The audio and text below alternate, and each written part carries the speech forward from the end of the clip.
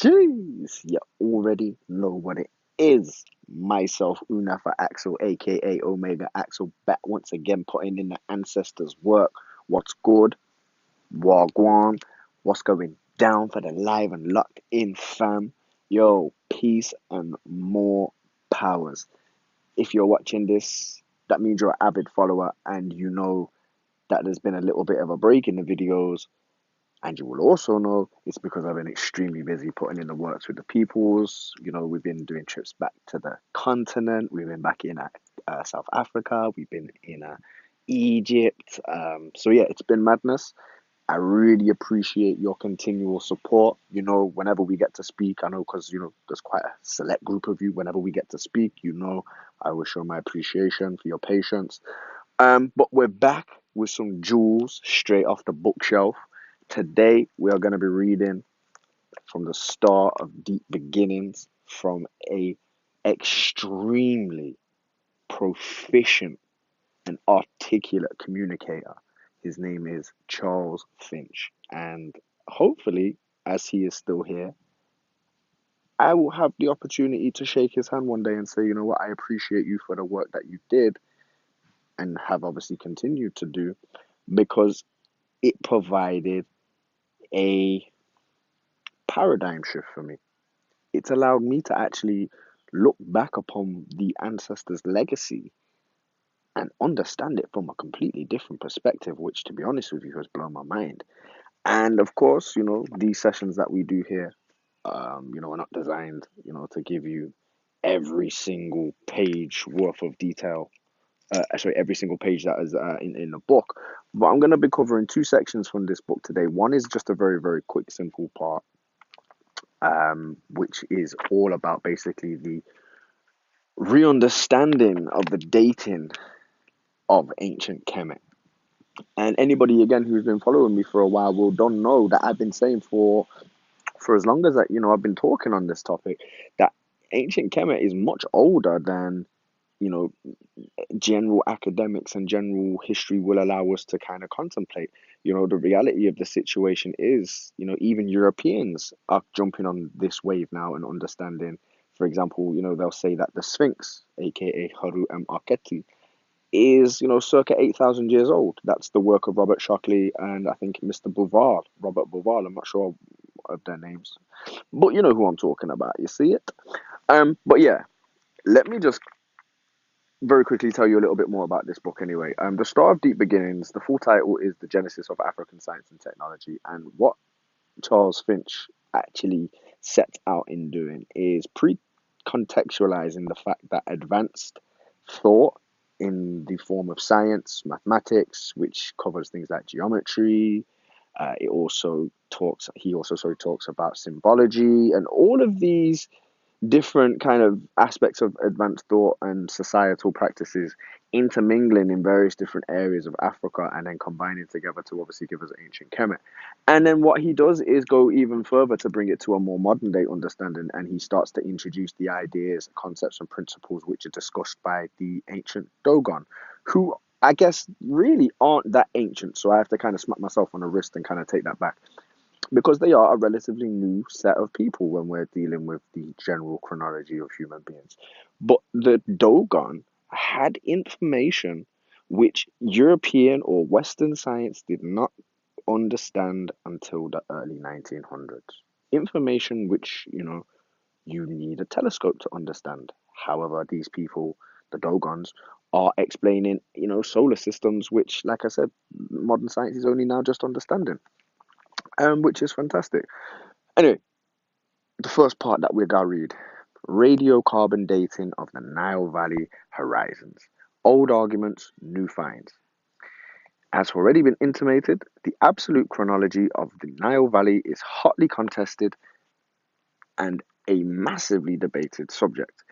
Despite his status as the founding father of pre-dynastic Nile Valley studies, Petrie's chronology very early underwent criticism and revision, resulting in the considerable downdating of his original estimates of pre-dynastic time.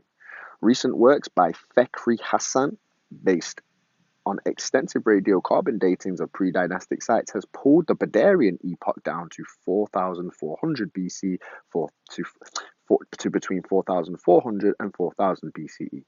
Even these dates are not consistent with the thermoluminescent tests given at a Badarian site of 5,500 BCE. Nonetheless, Hassan, a respected authority, published no fewer than 6 radiocarbon studies of pre-dynastic sites between 1980 and 1988. High-resolution radiocarbon instruments have brought much greater precision to dating techniques, but anomalies still persist, judging from other work.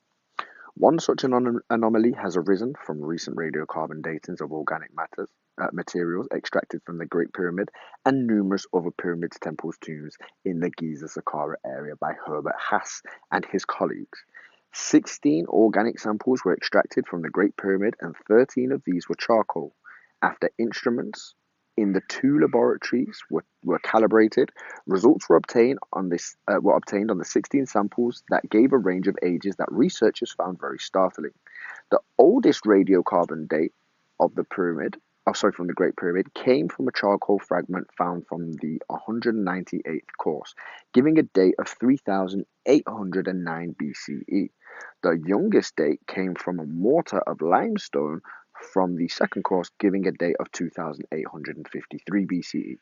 Averaging all of the dates of the 16 samples together, Hass and his team determined that by radiocarbon dating testing, the pyramid was minimally 389 years older than the given historical date, and that it was built around 2978 BCE.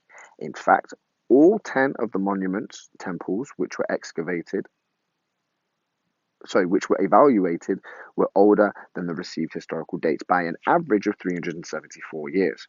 If, in round numbers, it can be said that all of these Old Kingdom monuments are around 400 years older than previously believed, then the beginning of the First Dynasty goes back minimally to 3500 BCE. As we have seen with other evidence abducted above, it is hard to reconcile these monumental radiocarbon data of Hass's team with Hassan's radiocarbon readings, given a date for the beginning of the pre-dynastic era to 4000 BCE. Even a somewhat remoter allowable date of 4400 BCE, given by Hassan, for the Badarian period, is hardly seeming plausible. The thermoluminescent date of 5500 BCE, given by Hoffman for the Badarian period, at least has its virtue of creating a more chronological space for the pre-dynastic period. So the reason why I just read that short page, which is again all about radiocarbon dating and the fact that we know that pre-dynastic Kemet goes much further back, therefore so does the First Dynasty. I just read that because people like to chat doo-doo all of the time, and they're like, oh, you make this up, this isn't backed up by any logical science. Well, the fact of the matter is, people are doing these tests. It's just that sadly a lot of the information isn't relatable because we haven't made knowledge gangster yet. We're trying to get our youths off the streets and get them into more constructive, productive, sustainable things for themselves, but we're not actually offering them any decent solutions. The next part that we're going to cover is the pyramid, the divine geometry in stone.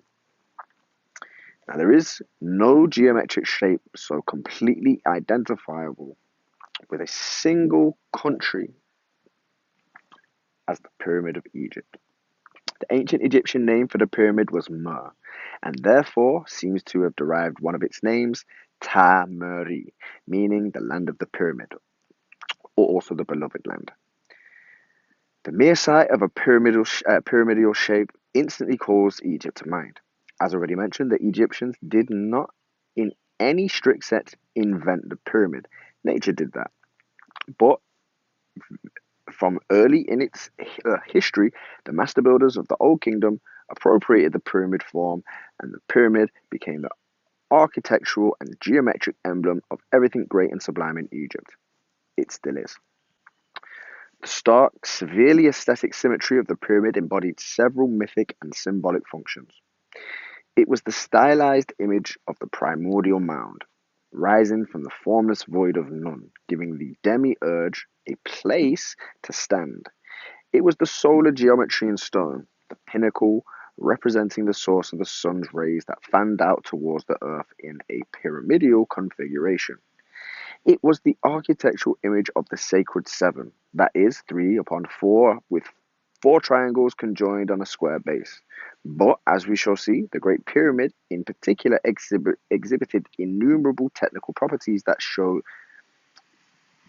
that it, like most features of the Nile Valley science and technology, subserved. Oh, sorry, let me read that again because that sounded silly.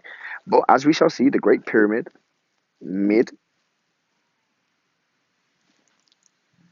as we shall see, the Great Pyramid, like most features of the Nile Valley science and technology, subserved functions that were at once empirical, theoretical, symbolic, and spiritual. Pyramid literature is voluminous, and since the middle of the last century, it has constituted a special discipline within a discipline. In truth, most Egyptologists have eschewed pyramid studies, allegedly because of the bad name given to it as pyramidology. But in truth, this is merely a smokescreen. Highly qualified technicians and measurists have studied every inch of the Great Pyramid and have published findings that orthodox Egyptologists find impossible to credit, not because the findings are in error, but simply because acceptance of it means a complete overhaul of history.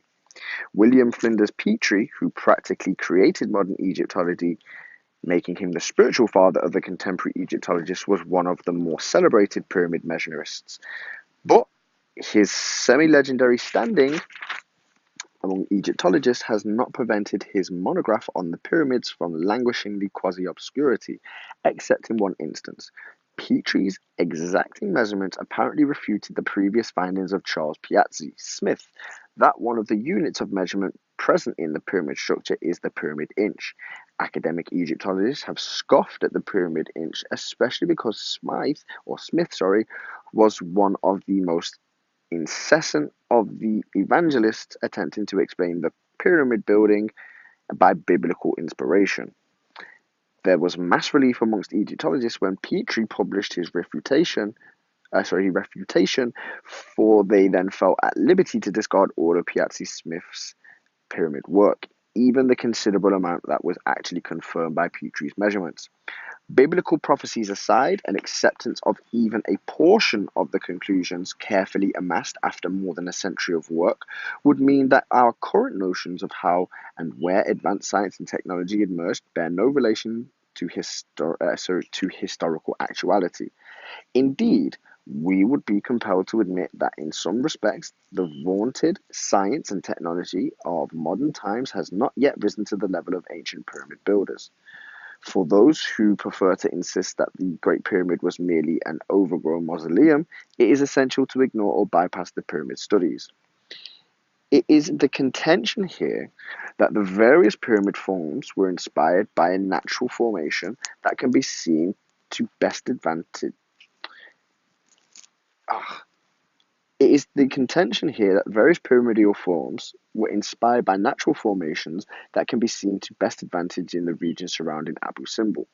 The conventional wisdom regarding the evolution of the pyramid commences with the mastabars, from whose form were very abundant in the desert near Abu Simbel, which in ascending layers progressed to the true pyramidal form.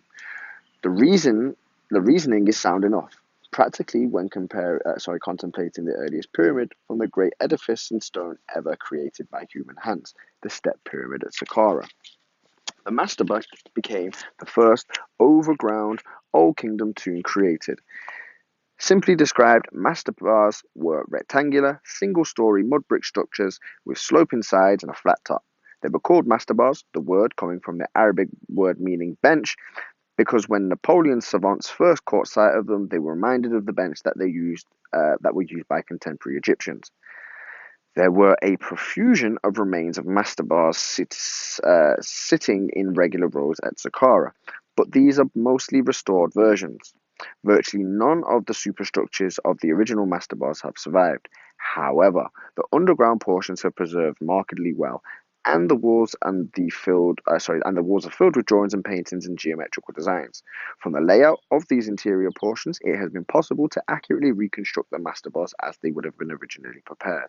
The mastarbars range from 150 to 250 feet in length, and surrounding the central burial chamber within were small chambers to hold funerary offerings.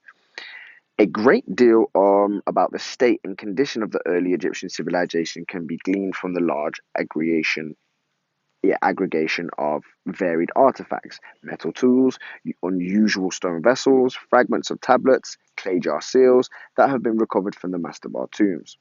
It is thought that the early rulers themselves lived in a Mastarbar-like mud brick palace, and it is a curious fact that in all of the 4,000-year history of dynastic Egypt, precious little remains of the royal dwellings have ever been found. Stone was only ever used to build tombs and sacred buildings, virtually never for the domestics or the domiciles or for the mere mortals, not even for the pharaoh, which we know as the Nasut. Alright, then the next section, the Great Pyramid, the measure of the world. There is simply no arguing that it is the most stupendous structure ever raised by human hands. It has never failed to strike observers with an overpowering awe, and it has embodied the imaginations of better than 150 human generations. Today, the fascination, indeed the obsession, with the Great Pyramid continues unabated, spawning a huge amount of academic literature. Pyramid investigators fall into two camps. Orthodox academics who insist that it is a tomb and nothing more, and the substantial constabulary of scientists and surveyors who insist, and with equal adamacy, that it is an extraordinary architectural and engineering marvel encoding all manners of mathematical, astronomical, and geographic data. Herodotus supplied the most complete classical description of the building of the Great Pyramid, relating that it took 30 years to build, employing shifts of 100,000 laborers working 3 months at a time. Herodotus informs us that the Great Causeway, over which presumably the blocks were moved as the edifice was being built, took 10 of those 30 years to build. The melodramatic 19th and 20th century imaginations, embellished repeatedly by Hollywood, painted very vivid images of ant-like hordes of slaves laboring over and dying under the lash merely to create an oversized monument to the outsized ego of a pharaoh. More sober minds have prevailed recently, particularly as the workmen's quarters surrounding the Plateau of Giza have lately been unearthed, showing that laborers to have been professional artisans, masons, and stoneworkers who were fully fledged citizens of the country. Concerning the gargantuan construction effort, Julian Keebley has this to say: "Subdued and fearful gangs of slaves have no place at such a scene. But a respect for a repetitive of manual work certainly has, a respect which is born out of the evident orderliness of the building operation as well as its scale. Furthermore, as Somers Clerk and R. Engelbach remarked, we cannot help admitting that they were perhaps the best organizers of human labor the world has ever seen, and their method of carrying out a task always appears to be the most efficient and economical. The Great Pyramid rises to a height of 481 feet and 3 inches, composed, when it was completely intact, of 210 courses of masonry. The angle of the slope of each of these faces is determined from the remnants of casing on the northwest base was 51 degrees and 51 inches. It is situated nearly 200 feet above sea level and nearly 130 feet above the ancient Nile flood crest. The estimate of the number of stones cut and dressed ranges from 2.3 to 2.8 million. The average weight of the interior blocks is 2.5 tons, with a range of 1 to 7 tons. However, some of the casing stones at the base weigh as much as 16 tons, and granite blocks in the King's Chamber weigh 100 tons. More than 13 billion pounds of masonry went into the construction of the intact pyramid. Enough to build a wall 4 feet high, 2/3 away around the world. The pyramid was built mostly of limestone, cut from the surrounding quarries, though the interior rooms, such as the King's Chamber, were constructed entirely of granite floated 500 miles down the Nile from Aswan. The later casings of as all 4 Old Kingdom pyramids was made entirely of fine white limestone that left a true and even pyramidal shape was precisely realized that any modern measuring apparatus could have achieved. Few of the casing stones remain, but those that do show a level of building technique that defies the imagination. The stones are fit together so evenly and so finely that the joints would hardly admit a strand of hair between them. Never since has such perfection of masonry been seen. Though the stones were built as close as 1/500th of an inch, or in fact into contact, and the mean opening of the joint was a mere 1/50th of an inch, yet the builders managed to fill the joint with cement, despite the great area of it, and the weight of the stone to be moved some 16 tons. To merely place such stones in exact contact with the sides would be such careful work, but to do so with cement in the joint seems almost impossible. Each side of the base of the pyramid measures 755 feet, 8 inches, with an average error of 1/10,000th of their straightness. This incredible accuracy moved Flinders Petrie to say here was precision such only as an optician could obtain. But this compares work on a scale of acres to that on the scale of millimeters. The pyramid shape was the best one available of the ancient builders that permitted them to raise these edifices to such a commanding height using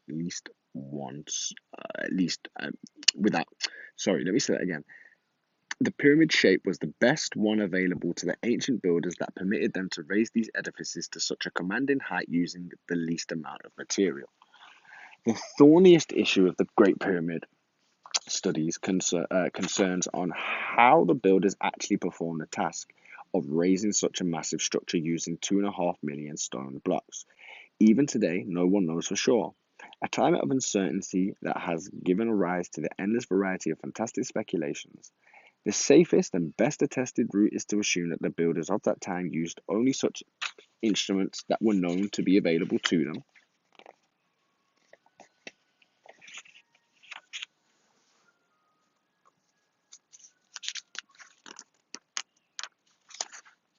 With this premise firmly in hand, the plausible building methods can be pared down to 2 or 3 choices.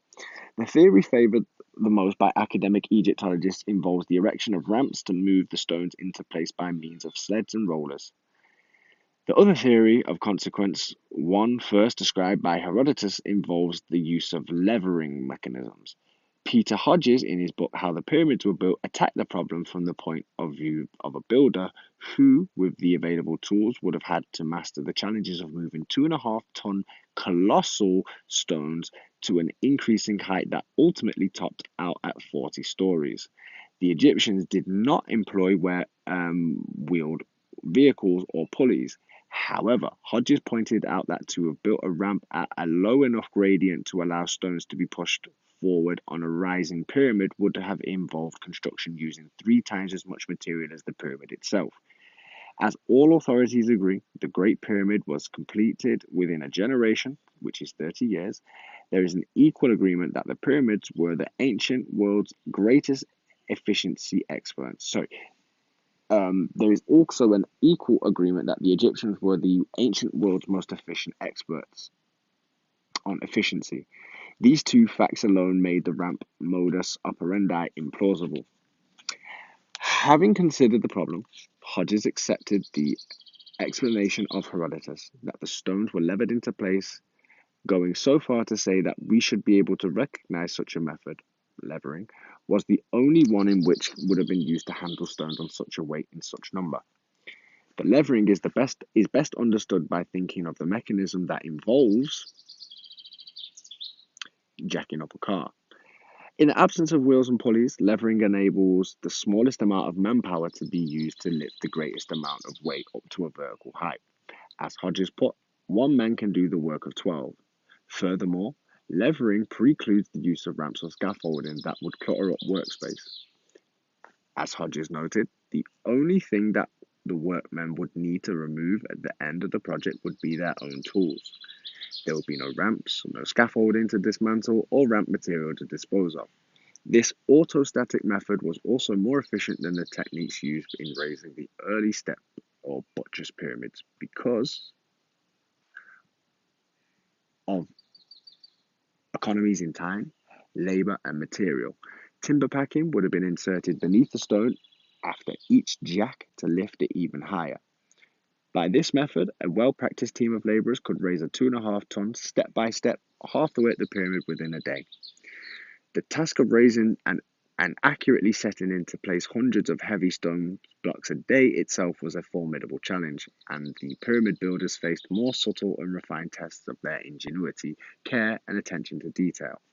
First, the ground surface had to be precisely leveled, achieved by creating small canals upon the construction site and filling them with water. Using a level water surface is still the most accurate method of ensuring a true horizontal plane. A similar use of water could be adapted on each course to ensure an evenly plane a planus. And similar use of water could be adapted on each course to ensure even plane surfaces. Furthermore, the pyramid had to sit course by course, 210 in total, exactly true upon the perfectly square base, while the apex at the height of nearly 500 feet had to be set over the exact center of the base. The builders did not have a point 481 plus feet height to aim at. They had to remain the exact squareness and trueness on each course only by setting out and laying out one course at a time. It would magnify itself over the eventuality and introduce a twist in the finish of the edifice. The most effective and practical method of creating consistency the most effective and practical method of creating consistently square and true ascending concourses would have been to be by raising the angles of the corners first and laying in evenly the square blocks. Continually testing of squareness is achieved by measuring the diagonals. Though the use of finely calibrated calipers, it is possible even to test the cubeness by measuring the diagonals.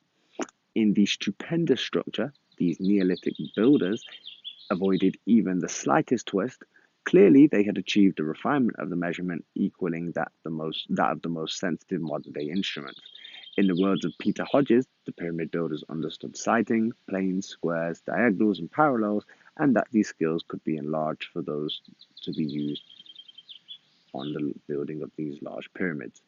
Hodges further insisted that the builders were so confident of their skill, so thoroughly in command of their techniques, that they knew before they laid the first stone that they could and would achieve a true accurate pyramid shape. Though several decades, millions of blocks of stones, and hundreds and thousands of masons, craftsmen, and laborers would be invested in the structure's completion. Finally, Hodges offered one of the more novel explanations as to how the pyramids of Giza were finally brought into their characteristic shape.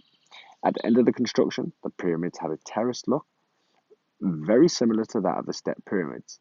Hodges suggested that the ledges or the steps were then trimmed away by chisel from the top down to produce a smooth layer of pyramidal form.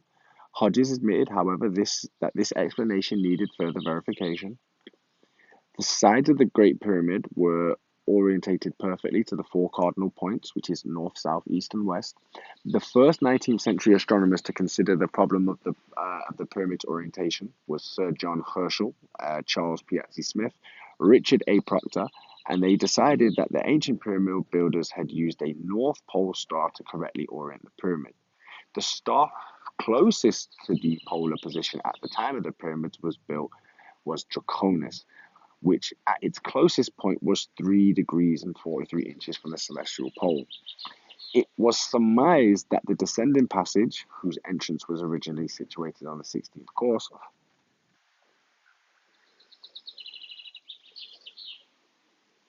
before the outside was dismantled, was used to align the northern face to the pyramid to Draconis, and this accounts for the extraordinary straightness of the passage that Petrie discovered after surveying it. In order for the descending passage to have been pointed straight at Draconis at its closest position, to the North Pole, it would have had to have been inclined at an angle at 26 degrees and 17 inches. And this is the exact angle of the inclination of the passage. Knowing this, we can determine the date of the construction of the descending passage and therefore arrive at a close approximation for the date of the completion of the pyramid itself.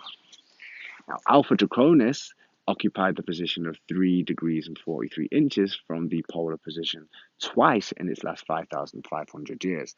And the first time was 3,340 BC, and the second was 2,170 BCE. Now, the second date being the middle of the Middle Kingdom is entirely too late for the Old Kingdom structure like the Great Pyramid. Therefore, we have driven to conclude that on the basis of astronomical data, that the descending passage was excavated in alignment with Draconis 3,340 BCE, and the entire superstructure of the pyramid was completed another 20 years after. It's worth turning briefly in. It is worth turning briefly to a consideration of the most internal features of the Great Pyramid. The descending passage leads downward past the true entrance at an angle of 26 degrees and 17 inches. For a little over 69 feet to over the entrance of the ascending passageway, reflecting away from the descending passageway and inclining up towards the center of the pyramid as at precisely the same angle of 26 degrees and 17 inches. However, the descending passage continues down past the ascending passage, narrowing to dimensions of 3 foot 6 inches wide and 3 foot 11 inches high, requiring anyone proceeding downward to bend forward at the waist for another 276 feet, giving 345 feet for the entire length of the passage. At the end lies a subterranean chamber, some 11 feet high, whose function, ritualistic or otherwise, remains a complete mystery. At the center of the ascending passage, a prospective entrant is confronted by a granite plug, actually 3 in all, lined up one behind the other, obstructing the opening to the passage. To obtain admittance to the passage requires crawling through a tunnel dug out as much later around the 3 plugs to obtain an ingress into the passage. Its height is something over 4 foot 4 inches, which prevents most adults from climbing in and standing erect. Passage levels out and opens out into 2 other passageways, horizontal one leading towards the Queen's Chamber and a continuation of the ascending chamber called the Grand Gallery. And that is spacious enough to allow any adult-sized individual to continue climbing in there. And at the end of the 157 feet, at the level of the 50th concourse, the Grand Gallery enters out into the King's Chamber.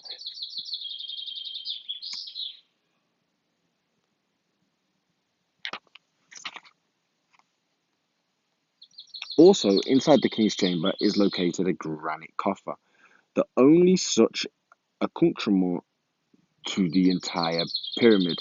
It is too wide to have fitted through the entrance of the chamber, and is therefore thought to have been fashioned in place as the great chamber itself was being filled. Though it is evident that to a large extent the symbolical ritual considerations dictated their construction, the exact significance of those corridors, passageways, and chambers are still obscure. What is entirely lacking are any inscription scenes or paraphernalia associated with the Egyptian mortuary practice. If the Great Pyramid was a tomb, it could not have been designed for the mortal means, though other pyramids undoubtedly were. That it served some grand occult enigmatic purpose, along with its empirical scientific function, seem beyond question. Since initiation always involves symbolic rites of death, burial, and resurrection, it is only in this sense that the pyramid can be deemed a tomb.